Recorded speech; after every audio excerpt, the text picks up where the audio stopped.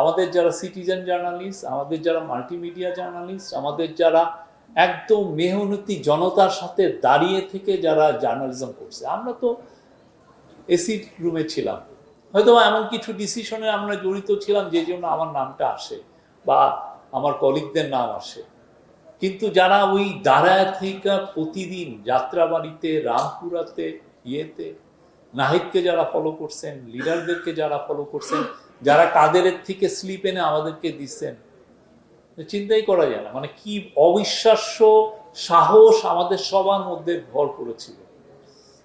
আমরা কাওয়ার্ডদেরকেও দেখছি যারা রাত্রেবেলা এসে বলছেন এরা সন্ত্রাসী, জঙ্গি, মনে মনে আশা আমি যদি জঙ্গি বলি আর একটা পূর্বাচলের প্লট পাবো।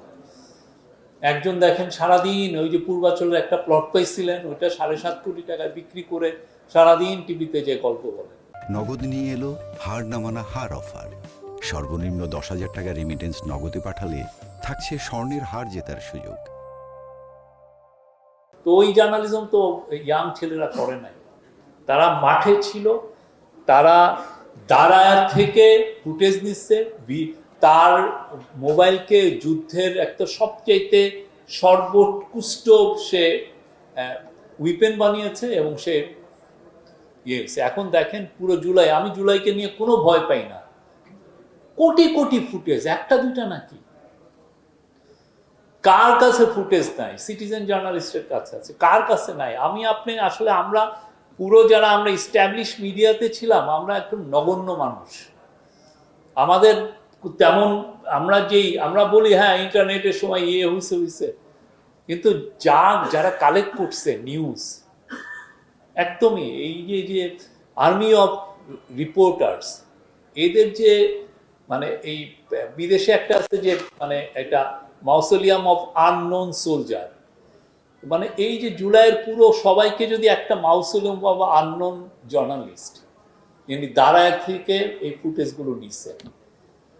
একদিন নূর এসে আমাকে বলতেছেন ভাই নূর এখন নাহিদের সাথে কাজ করেন, উনি নিয়ে আসছেন কি ফুটেজ, উনি নিয়ে আসছেন হচ্ছে আর্মির অফিসার, আর্মি না বিডিবির একটা টপ অফিসার গুলি করতেছে ইয়েতে, আরেকজন নিয়ে আসলেন, আমরা তখন ইয়েতে অফিসে, আরেকজন নিয়ে আসলেন ইউএন এর এপিসি ইউজ করতেছে। নূর ভয় পেয়ে এটা নাও দিতে পারতেন, তার ক্যারিয়ার এখানে বাধাগ্রস্ত, মানে উনি এটা ওরা যদি জানতো যে নূর এটা করতেছেন, নূরের চাকরি থাকতো না।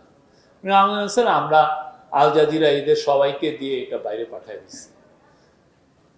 আমাদের কাজগুলো খুব ক্ষুদ্র, কিন্তু এই যে যারা এই যে নূর যে কাজটা করছেন বা ওর সাথে ক্যামেরা জার্নালিজম, তার কাজটা অনেক বড়, এই কাজটাই জুলাইকে মহৎ করছে। মানে একটা দুইটা না তো, প্রত্যেকটা ক্যাম্পাসে আপনি কুমিল্লা ইউনিভার্সিটিতে যান, ওরা দুইটা নিজেরা ডকুমেন্টারি করছে, আপনি জাহাঙ্গীরনগর ইউনিভার্সিটিতে যান, ওরা কয়টা ইসলামী ইউনিভার্সিটিতে যান, ওরা ভিডিও করছে। প্রত্যেকটা জায়গায় এই যে কাজগুলো তুলে ধরছে, এমন সব জার্নালিস্ট হয়তো 1 টাকাও বেতন পায় না, মাথায় হয়তো একটা পেলেট গুলি খাইছে, চোখ হয়তো অন্ধ হয়ে গেছে, প্রায় অন্ধের মতো, সে কোনোদিন এসে ক্রেডিটও নিতে চাচ্ছে না। জুলাই একটা মানে বাংলাদেশের ইতিহাসে এর চেয়ে মহত্তম আন্দোলন 71-এর পরে আমি তো দেখি নাই, এবং এটা সাকসেসফুল করছেন আমরা সবাই।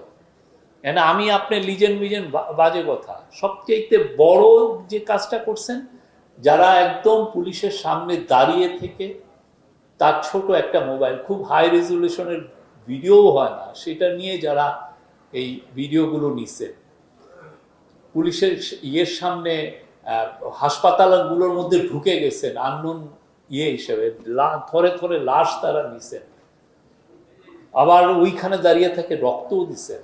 এরা হচ্ছে এরাই জুলাইকে মহৎ করে দিচ্ছে, আর বাকিগুলো তো সবাই মিলে দাঁড়িয়ে গেছে।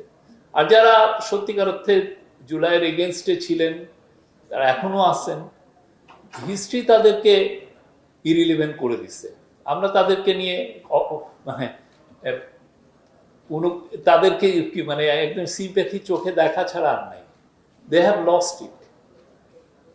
এর চেয়ে লজ্জা, তারা দিনের শেষে তো সে একটা লজ্জার মধ্যে থাকে, তার ভয়েস কারার আমার কোনো দরকার নাই, সে তার মতো কথা বলুক, তো আমরা জানি সে he lost it, is a beaten man. সে তার পূর্বাচলের মাটি চিবায় চিবায় খাক, হ্যাঁ, তার কই যে পার্টি করতো তাই পার্টির লিডারদেরকে আলাইসাল্লাম বানায় রাখুক, অসুবিধা নাই। তাকে সত্যিকার অর্থে সোশ্যালি তারে ইগনোর করো, তারে জাস্ট সোশ্যালি ইগনোর করেন, কিন্তু তার ভয়েস করার পক্ষপাতী আমরা না।